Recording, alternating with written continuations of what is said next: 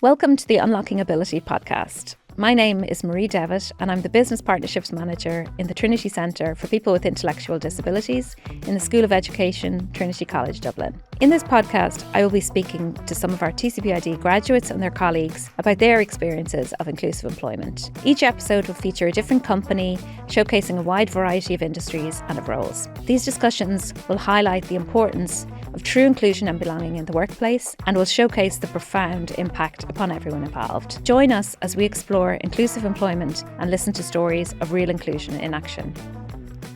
So I'm delighted to be here today with our amazing colleagues from EY to have a chat about our partnership, which has been running for many years at this stage, and to talk about all things inclusion, and in particular to talk about your success to date in EY, Stephen, and all the many things that you've achieved.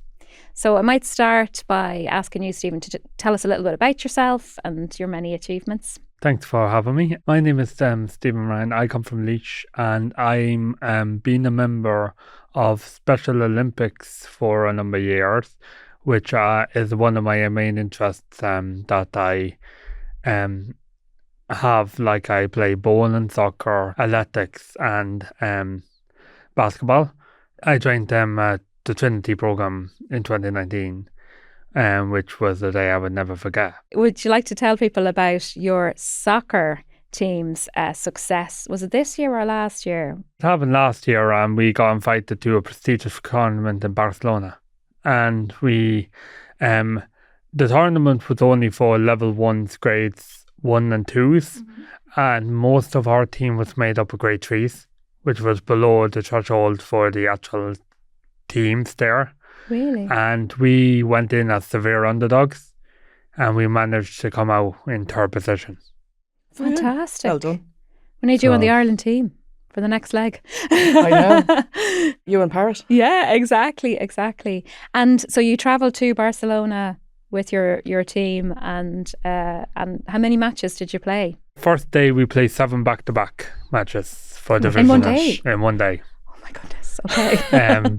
Back to back, and that was difficult and really but then we had about 4 or 5 in the second day for the division, but we got there.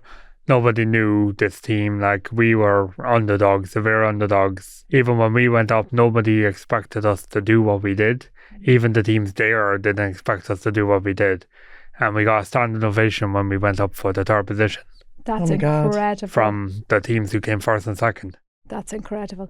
And did you have to, I remember you doing fundraising and everything, so you had to get a kit and everything for the tournament. Yeah, we had to get, we got the Irish kit, and pulling on the Irish jersey was something I would never forget. To wear the Irish jersey, you just did it with pride. And didn't you recently qualify for the Special Olympics national games as well?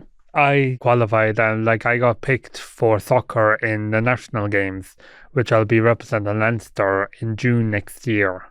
And we are doing fundraising at the moment because we need 25,000 to go. Okay. Amazing. So any donations to Cardiff Special Olympics will be much appreciated. Never miss an opportunity. That's here, right? Not like the student. I love it. Brilliant. And Brenda, it's great to have you here today. We've known each other a long time, but for the purpose of everyone else, could you maybe introduce yourself and tell us your role in EY? Of course. So my name's Brenda Kealy, and I've been working in EY for over 15 years now. And I've had lots of different roles in the firm since when I first started. And I work in, my day-to-day role is working in the strategy and executions team. But I'm also heavily involved with the Ability Network in EY. And a number of years ago then I stepped into the co-chair role of the Ability Network. So we do a lot of work throughout the firm across the island of Ireland, creating awareness with our colleagues, providing accessibility to new joiners, and just really bring it to the front of people's minds and having those conversations and opening up those conversations. So that's one of my roles. And then, as well, as you well know, I am also involved with the Trinity Centre for People with Intellectual Disabilities. I started out as a mentor, but I know we probably will talk about this a little bit further. But yeah, that's one of my other roles as well, is as a mentor and working closely with yourselves as well. Amazing. For the last number of years. All in addition to the day job. All in addition to the day job. I know. Yes.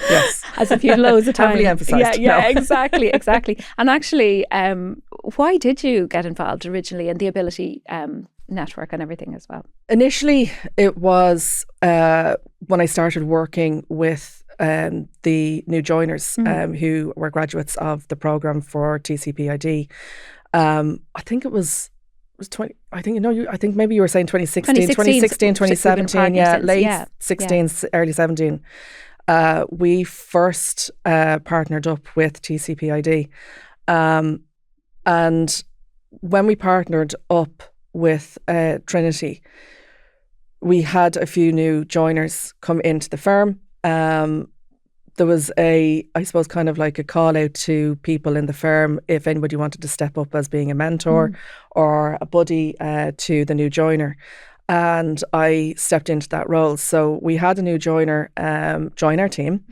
And the reason I kind of got involved with the Ability Network initially was because I had really no idea what I was doing, if I'm honest. And I needed guidance. There was a lot of the tools and policies that we have in place in the EY, but I'd never had that one-to-one experience of working with somebody with an intellectual disability. I didn't know what it meant. I didn't know how to engage.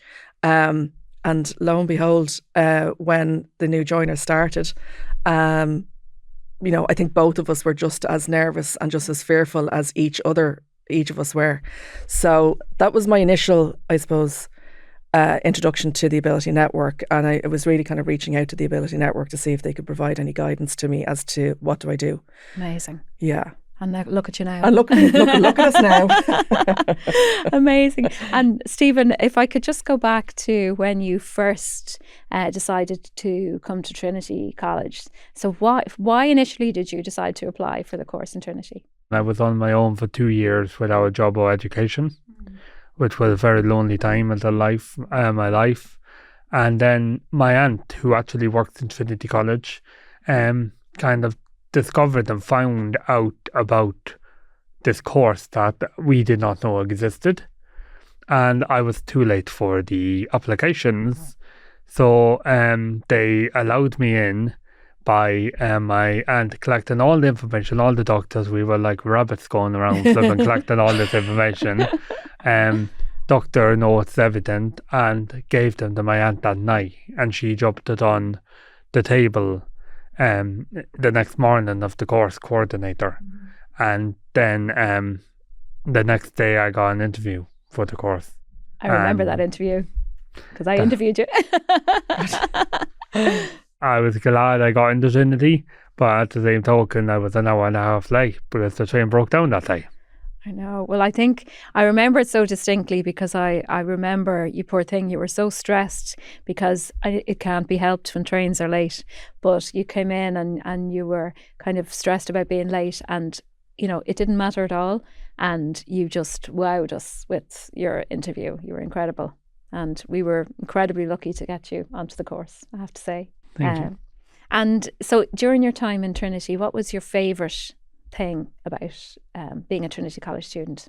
Well, I say it was just being part of something and part of the student society, and I've never really belonged anywhere before Trinity, so therefore being part of that society and that class and being part just of the student body was just amazing, and I really enjoyed the classes I did there, and the lecturers on the courses were very helpful too.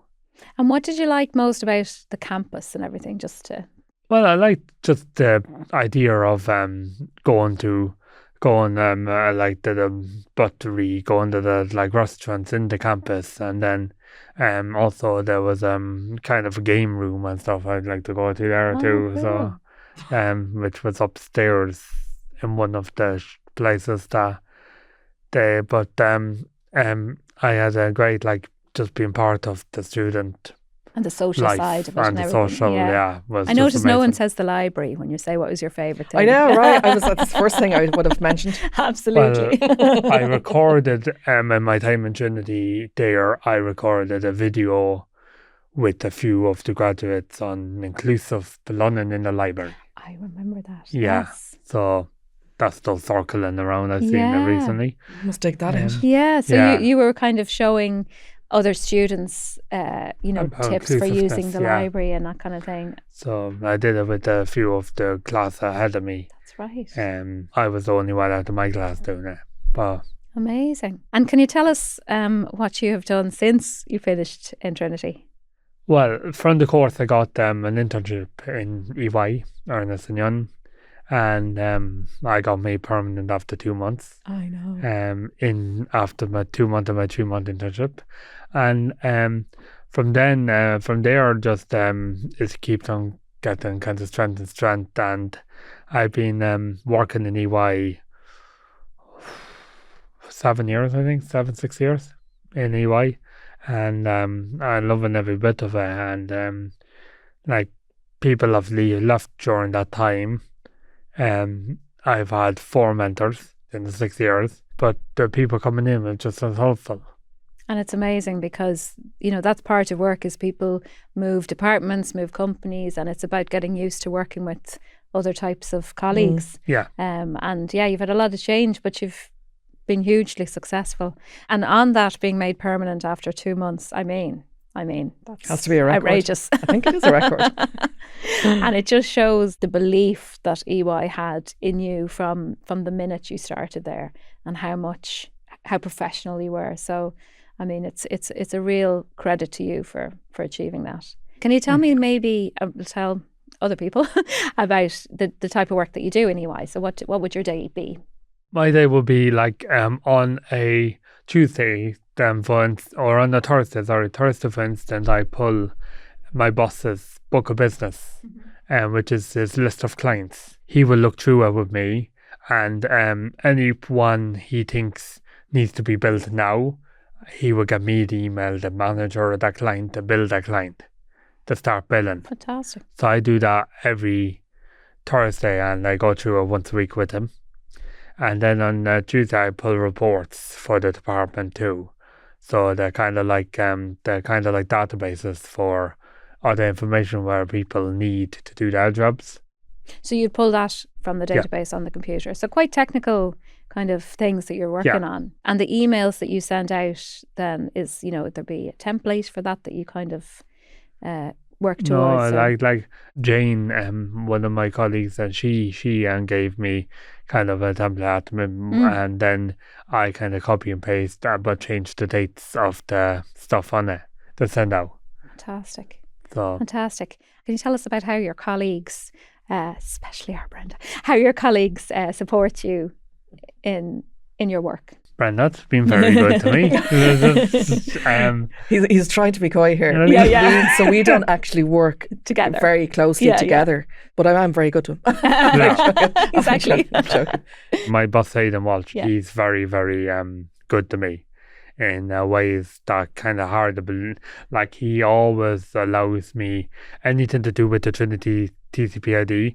He always says it's part of my day job, and you don't have to book annual leave or anything to do TCPID, just go. Today he forgot. I was getting up, ready to leave. Are you going for lunch? He said. No, it's my podcast today. Oh, yes, good luck. That's what he said. He can't keep up with you, that's it. He's been very good to me. Like, him and I have written letters and about trying to get extra pay in employment. He's the one who actually came to me and actually asked me to write a letter. And he will write an employment part of, and we'll combine the letter and try to send it in. And can you talk a little bit, just briefly, about that? So that's because of the disability allowance, isn't it? Yeah, like on the disability allowance, you're only allowed to work 20 hours a week, or on 37 5, I think, a week. EY want to give me a little raise above that, but they can't with my disability allowance. And then on top of that,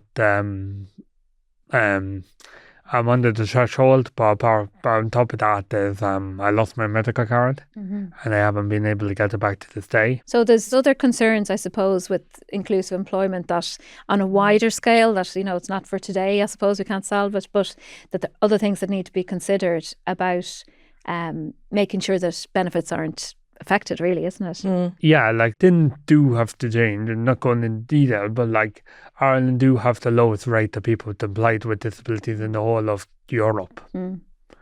And that statistic says there's something wrong there. Yeah, and hopefully by things like this podcast and visibility and companies like EY being so progressive in inclusive hiring practices, that hopefully that's changing. It takes time, but it's, we're getting better.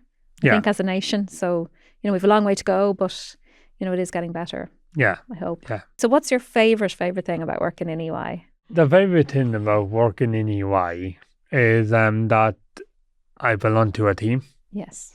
And I think that's really important for people with disability, to belong to something. And belong to the team there, Trinity and EY are the only places I really felt like I really belonged. And I know that you're given one mentor and one buddy, but in my case, everyone is a mentor in there, because I'm I can ask anyone for help. That's amazing. And when you say that you feel you belong, because that's a really important topic nowadays. So what does belonging mean real to you? Pretty much feeling like you can be yourself. Yes, yeah. And feeling that you won't be judged by your disability. EY never, ever mentioned my disability, or they treat me just as a part of the team, as a normal person. And I think it's just a sense of belonging to that. And it's hard to explain, but it feels just amazing to belong to such a wonderful team. And I think for all of us, Brenda, as well, it's about, we all want to feel we belong somewhere, and, to have that kind of nurturing environment is so important, isn't it? I know it really, really is. It even kind of goes back to what you're saying about, having that flexibility to do today's podcast or to go somewhere else, and that it's part of your job. I think just, working with EY, and there is a huge focus on societal value.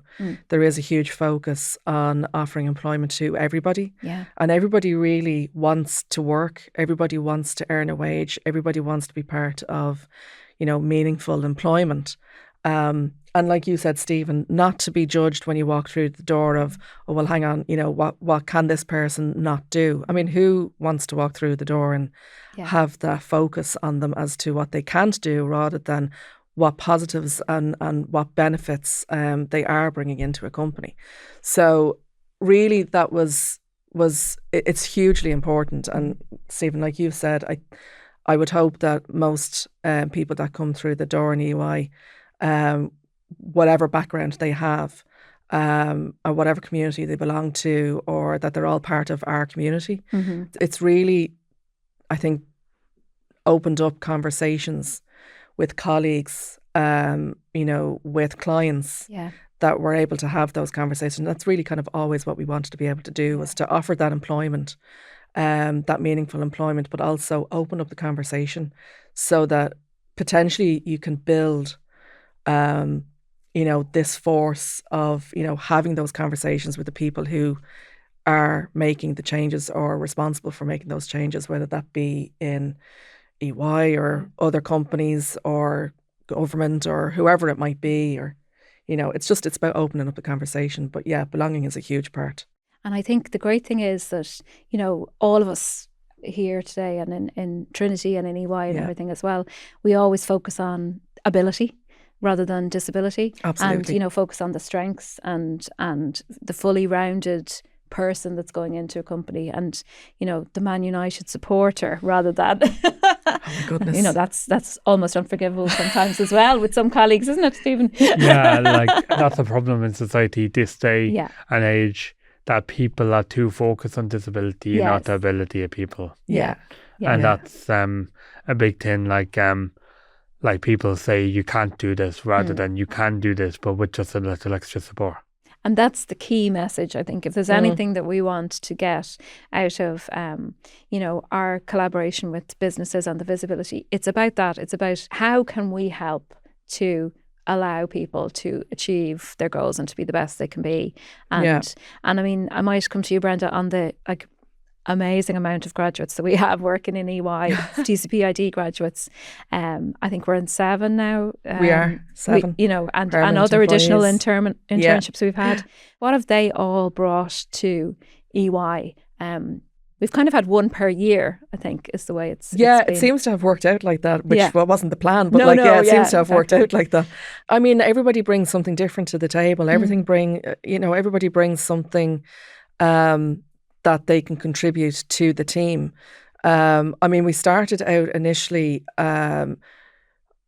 really wanting, we have this tagline from a couple of years ago of building a better working world, and we really want to kind of bring that to life. And, as you know, back in 2016, 2017, we had that conversation and partnered up with Trinity, and we needed that guidance as well. But the graduates that have come through the door, I think, really just bring that conversation in its true self, have the conversation about the diverse thinking. Everybody, as I said, kind of brings something different to the team, and it's the focus on the ability and not what they might have a challenge of doing. But there are also, so many supports there as well, that if a person does want to bring forward and say, look, I need an extra screen on my desk, I actually do need a permanent desk, or, and not a hot desk. And another thing actually that is quite specific, I suppose, to EY and your type of business that you've all had to do is timesheets. Which I know is quite challenging. The timesheets. Yeah, exactly. Yeah. And what I love is that, because they are a tricky thing to do, but our graduates do them as well. And I think it's not kind of just allowing everybody them does them. not to. When new joiners start, whatever their background, as I said, we would bring them through the process and we would train them as new joiner. So you would have a certain number of tasks that you would need to train that person on in week 1, let's say, and then you would move on to a month 1 training list. Timesheets is a part of that, and everybody needs to account for their time of what they have completed during that day, and everybody does find it challenging in some way. But yes, we brought everybody through the timesheet, and as you said, for grads coming from the programme who are over the last number of years, I think I've obviously found that a little bit challenging as well, but everybody does. Does it? Yeah. Yeah, everybody does. But I think most people have got over it. Is that your favourite part of the week, Stephen? Doing your timesheets? Well, this is the time when you in a way, it's difficult. Yes. But in another way, it's spelled the end of the week and I'm looking off to go home. So. That's true. Yeah, it's like a marker at the end of the week. That's true. It's a good attitude, definitely. I love that positive spin, Stephen. Good work. And it means you're getting paid. Yeah, for it. Get paid exactly, too. If you miss that timesheet, you don't get paid. Or they send you about 3 warnings, and then they get your counsellor involved. Yeah. And so you have to do it. You can't escape. Which that can also be a little bit kind of, I've known colleagues as well that have got that email to say you haven't submitted your timesheet, and it's like, oh Lord, what do I do? Yeah. For the buddies and the mentors is really to kind of keep close to the new joiner, keep close to the graduate that's come in, and giving them advance notice of, you might get this email. If you get this email, this is what we do. Yeah. And taking notes, the person, write down, take notes. Yeah. It's almost like a repeat every week of the tasks to be done. And inevitably people will, forget, or, there's some reason that it hasn't been submitted or a task hasn't been completed. But it's just giving the person the tools to be able to say, look, if this happens, this is what you do. I'm here, contact me if there's any issue. And rather than leaving them to kind of just float and continue on their own. And I think that's the key relationship in all the internships and all the roles is the mentor relationship. It's vital. And it's absolutely vital, wouldn't you say, Stephen, as well, that it's so, to help someone to settle in, to know that you have someone you can go to to ask for support is Yeah, great, isn't like it? normally you would have a mentor and a counsellor. Mm. I have one weekly call with him and we chat through, see how things are going. Well, it's mostly a catch-up call. He Yeah. sees how life's going and stuff like that. And he sees if I have any work or anything. And he normally it's within a team. That means you've two channels of support at all Yeah. times. Plus, as you mentioned, it's the entire team supporting you as well. So that's the magic of the setup in EY, I suppose, which is brilliant. And I think what's important as well is that yes, there is a mentor or a buddy that is assigned to every new joiner. When the graduate comes in from TCPID, there is a mentor assigned. That relationship, as I said, could continue for however long it needs to continue. But also during that time, the team will get to know the person as well. And the team will inevitably become a touch point for each graduate. So there's not just one person that is acting as a mentor, but then you kind of start to build your safe group, your safe space within that team as well. So there's a number of different people to actually go to if you have a question or if you have an issue like a late time sheet or anything that to sort out. But it's building the team around you as well. And am I right in saying that there is a subgroup called the Trinners Winners? The Trinners Winners. Yeah, there is. Yes. Which is amazing. So all the TCPID graduates who are working in EY and all their mentors. That's it. Yeah. We have a call once a month and anybody who can join joins. It's really about just kind of connecting with everybody, isn't it? Yeah. Yeah. Like they always fall on a Wednesday and that's my time off, my day off. Yeah. Well, that's fair enough. So, yeah. Because they switched I think they switched for one of the other like said she couldn't make the original call. So they switched it to a Wednesday. We try to alternate between Wednesdays and Thursdays. Brilliant. Because as Stephen mentioned, how many hours a week do you work? I work 20 hours. So 20 Monday, hours a week. Tuesday, Thursday and Friday. Yeah. And then some of our other graduates will work different days. Yeah. So some of our other, I call them graduates, they're our colleagues, permanent colleagues. They will work maybe 14 hours a week or others might work 18 hours a week. Yeah. So, and it's a flexible arrangement. So we've one graduate who only works on a Thursday because he's too busy for the rest of the week. Oh my gosh, too busy. Yeah, I know. Would you believe it? Yeah. His schedule is too hectic, so he can only too hectic. Yeah. I know. And I think, on the 7 graduates who are permanent in EY, I'd love people to hear, like, it's very different types of roles. So it's not like very different. One role only. In EY, there's lots of different things available. Yeah. No, like one of the graduates is a hands-on. Yeah. So he would deal with kind of the IT side of things, bringing stuff to desks and bringing stuff down. And then some of them are obviously computer-based and Excel and spreadsheets and stuff. And there's a role for everyone thinks office work is just computers, but there's a role for everyone.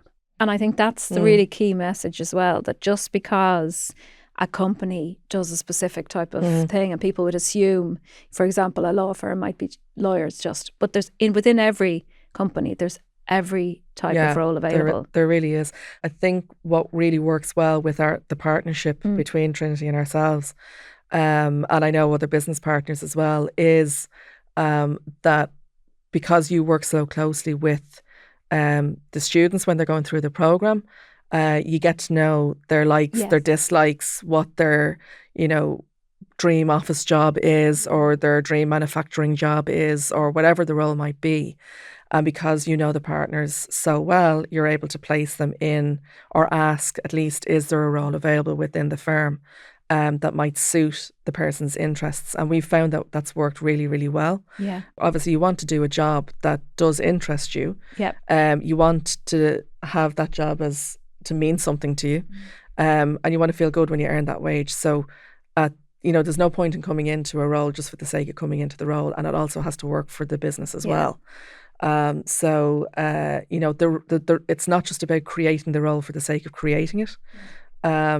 The role needs to be a job that is already done within the business, that makes sense for the business, And that matches the skill and set. matches the skill set. Yeah. Exactly. Yeah. So I think that's kind of what's worked really, really well. Yeah.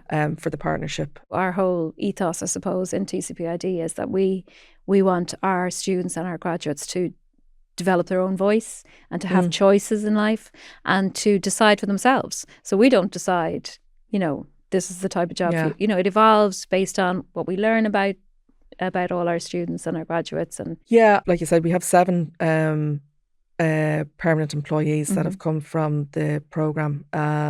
We had also a number of work placements that came through over the last number of years.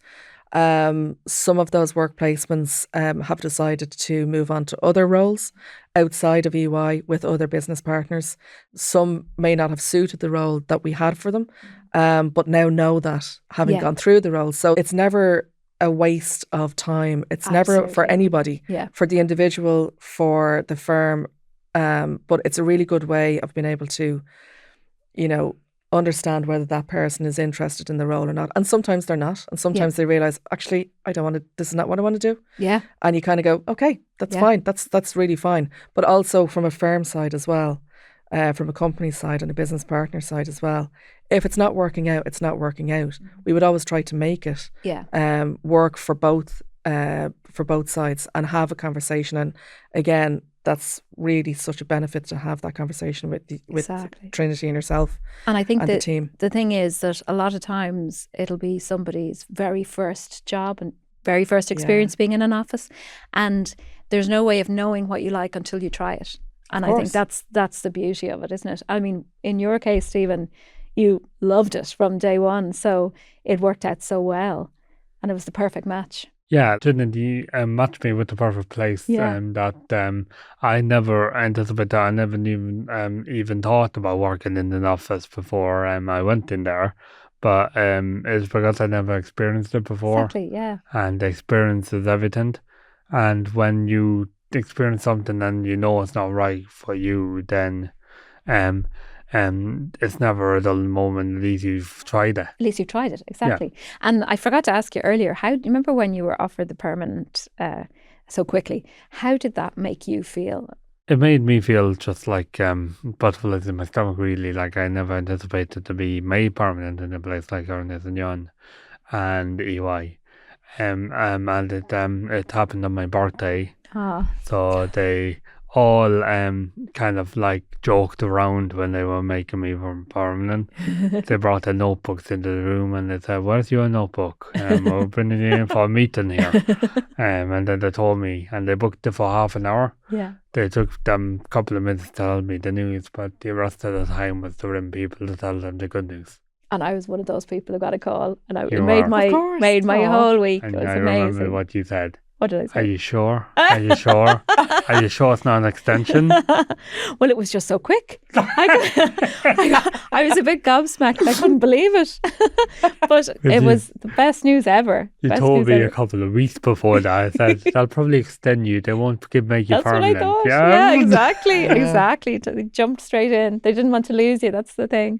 If I can just, for a minute, Brenda, switch to the workshops that we have developed with you. Yeah. So which has they've been running for, I'd say, 7 years. I think 7 years. 7 years now at this stage. Yeah, I think 7 years. So can we talk about maybe how that came about and how they've evolved over You mentioned something there about, in most cases, or in some cases at least, this is probably the first time a graduate of your programme has actually gone into paid employment. Yeah.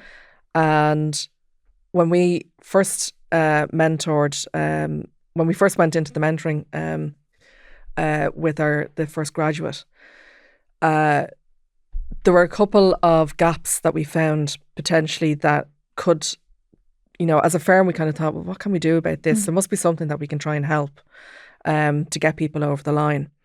And we also, in thinking of that, realised that, do you know what? It might actually make people, they might be able to remove some of the fear of people starting a new job, and at least try and take away that stress or those thoughts of, gosh, I don't know if I want to do this, or what's it going to be like and all of this. So what we started to think about was, well, maybe there's a workshop that we could actually pull together in conjunction with yourselves, in Trinity, and we called it the transition to employment.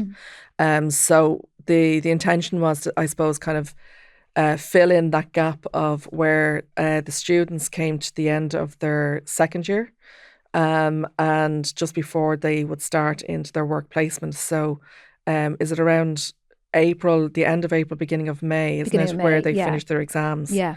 And then there's a couple of weeks for the month of May before they potentially may go into a work placement role, maybe later on in the summer. So for the month of May, we thought it would be a good time to be able to run this workshop. And the workshop is for all the graduates of second year. And we cover topics like, so as I said, it may be the first time that somebody has come into paid employment. So it would be the first time that they may have read through a contract. Yes. It may be the first time that they have seen an actual payslip. Do they have the correct bank account set up? Dress code. What do I wear in the office? Yeah. What do I not wear? What do I not wear? Yeah, exactly. What do I not wear, more importantly? There was all of those topics. Some people may have not had any experience working with Microsoft Teams. And it's just really, for us, it started out as maybe trying to take away the fear of having to deal with those tasks and bring the person through. So every May, we have the fantastic pleasure of welcoming the students of the second year. It's usually around kind of 8 to 10 students, I think, isn't it? Yeah. And we get to know them over 4 weeks, 1 day a week, I should say. Yeah. Every week, and we bring them through all of those topics and all of the really fun stuff like tax. And revenue. I knew you were going to go straight to tax there. Why do we pay tax? Why do we pay tax? How much tax do we pay? And it's always like, how much? yeah, absolutely. Budgeting, we bring them through kind of like a budget sheet as well, which is always really, it's really valuable because absolutely. Because often, you're going to be getting money into your hand, and it's how do you not blow it within. We all have that problem, don't we? In a few days. And so, yes, myself and Emer take notes for ourselves. But it's really important to kind of think about it and plan for your future. Isn't that right, Stephen? Yeah. I mean, you need to be able to, as I say, have a look through the contract, make sure that you understand how many days you're going to work, where your location is, because there's a lot of hybrid working now at the moment. So do you work 1 day in the office, 1 day at home? It just gives you the tools to be able to have that conversation with whoever you're going to be employed with. This is not specific to EY, but this is more general terms so that you can have that conversation with the employer. The hours that you're going to work, what day is payday? Yeah. When is it going to go into your bank account? How do you get your pay slip? All of those little questions that you generally will take for granted, having been in paid employment for so long. Those workshops are so incredibly valuable, and we started the first year we did them. I think we had 3 partners running workshops, different type of themes across the weeks. That's right. And then other partners said, well, actually we could use our own expertise and offer one on this. And now it's evolved so much. We have a workshop every single day in the month of May. So it's just like the wonderful thing is that allows the students to go out to each of these workplaces, see what they're like. Sometimes you can watch the enthusiasm really come alive in particular industries, and it's another way of us to kind of see where somebody might suit, I guess. There's so much information in those workshops, but they're very fun and they're very supportive and it's very light. But there's a lot of information. The folders that are provided, there's an information folder that each student will take away with them, that when the time comes they can refer back to what letter do I need to send for the tax, emergency tax and stuff like that. But there's a letter in there as well that, a template, we're talking about templates earlier, there's a letter in there as well that the workshop participants can use to write off to the Department of Social Welfare because there needs to be the notification that they're working and Yeah. etc. So yes, the folder that they can take away is really useful, that they can look back on at any stage. At any stage. And Yeah. it just means it captures all the learning and it's there as an amazing resource Yeah, for absolutely. them later on, which is Yeah, and amazing. again, people have different ways of learning and, Yeah. and taking in that information Yeah. as well. And that's something that, over the years that we have also learned to manage and to understand that people do have different ways of learning, presenting slides in a different way or, the contrast or everything else. So it's not only the students learning something from us, we're also continuously learning Yeah. from the people that come in and to we the evolve, workshop. and it's the same with us in TCPID. We evolve the teaching and the instruction to suit the person, to suit Yeah. what they need. Yeah. And even one of the budgeting tasks with the Monopoly money, it's always a big favourite. Using actual money and doing Yeah. the activity, so it's not Yeah. just following it on a spreadsheet. You're actually paying things Standing out. up and paying the taxman. Yeah. Or you're not using your real money. Not there, you. No, not you real know? money. Not real Smart. money. We're using your money, Stephen. Yeah. That's what. Is there anything that you would suggest, Brenda, to other companies who might be considering hiring somebody with an intellectual disability? The one thing that I would say is that you're never going to feel like you're 100% ready, and you're never going to be 100% ready. I would say to people just to engage and get stuck in. Yeah.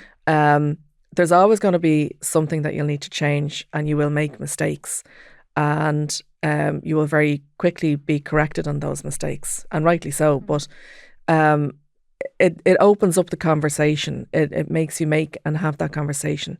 I definitely, my top tip would be just get involved.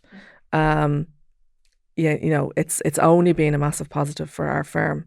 Amazing. It's opened up the conversations with colleagues that have said, oh, actually my brother is such and such, my sister is, and it's kind of opened and started that conversation with colleagues. So and it allows people to be themselves and to really be does. honest about what they need. Yeah, and absolutely. Kind of it really does. And a lot of the policies that we've brought in over the last couple of years have involved people need to be part of the conversation in order to make the changes that we needed to make. Yeah. Stephen's been involved in conversations. A lot of our other graduates or employees, as they now are, have also been involved. It's hugely important. And yeah, that's my top tip. Just get involved. Brilliant. And to you, Stephen, why do you think it's important to have inclusive employment? Obviously it's important, but why is it so important? It's so important because there's so many people out there with people with intellectual disabilities which are sitting around at home thinking that there is nowhere they can belong. Yeah. And making places like EY inclusive for them to come in and actually experience the working life and experience having colleagues and experience all the whole work, and it's just they should be just focusing more on the people who are at home, the people who their parents are probably saying they'll never achieve anything because there's nothing out there. And it's all about them just making them aware of that there are places like EY which are very inclusive for people with disabilities. What would you say to somebody maybe who might be in school right now, or back, somebody who might be, as you said, you were at home for 2 years feeling very down, and you're being very honest about that, and it's very powerful for you to share that with people. But what would you say to someone like that who might be thinking, what do I do? How do I plan for my future? The main thing to do is never give up. Yeah. And always know that there is something out there to make life better for you. And Trinity was that thing that made my life better. And from Trinity came my employment, and then came my fiance. Yes. And everything rolled into place. So from Trinity, things just kept on getting better and better. And so on that, how have you changed since you started in Trinity back in 2017? Well, since 2017 in my Trinity, my confidence has just skyrocketed. I'm living independently now the last 4 years with my fiancée Amy, and we get married next year. No, that was my next question. Amazing. But in society at the moment, like people believe that people with disabilities shouldn't get married, and in society at the moment, it's kind of like they are not capable of getting married. I'm really looking forward to getting married in August, so lots of preparing, lots of stress, but Good stress. Good stress we're and excited and we can't happy wait. stress.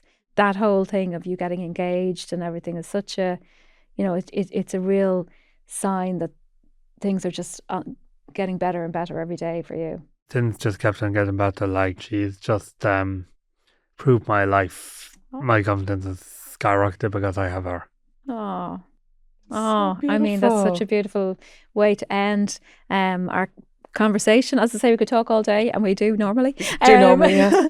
But maybe, does anyone have any final words or advice to employers or to students about that you might like to leave people with today? Well, I would just say that just anyone wishing to bring somebody on, just go for it, because like Brenda said, you're not 100% ready. Yeah. But these individuals will open your role to an entire new perspective. Yeah. And an entire way of looking at their working life. Like, one of my partners even said to me, one of the bosses in my office said, "We never thought about inclusion before you joined the office." Yeah. There you go. That's powerful. And that's opened their eyes, and Yeah. they can open other people's eyes. They just have to be willing to give them a chance. Brilliant. I don't think And I could Brenda? have said it any better, Yeah. really. I don't think I can follow that up. I totally agree with Stephen. I think it's a case of have that conversation. I think the impact that employment has on the individual, on their family and friends, on the team, the collective team who's taken the person in, it's hugely, hugely positive, and you will not regret it. But yeah, as Stephen said, Amazing. what he said. What he said, exactly. And, as you both said, you may never feel fully ready, but No. do it anyway. Do it anyway. Do it anyway. And on that note, thank you both so much. It's been an You're absolute very welcome. joy. Thank you. You're It's very been welcome. amazing. Thank you. Thank you. Thank you so much for joining us for our Unlocking Ability podcast. Please stay tuned for future episodes. And in the meantime, please check out our website at tcd.ie/TCPID.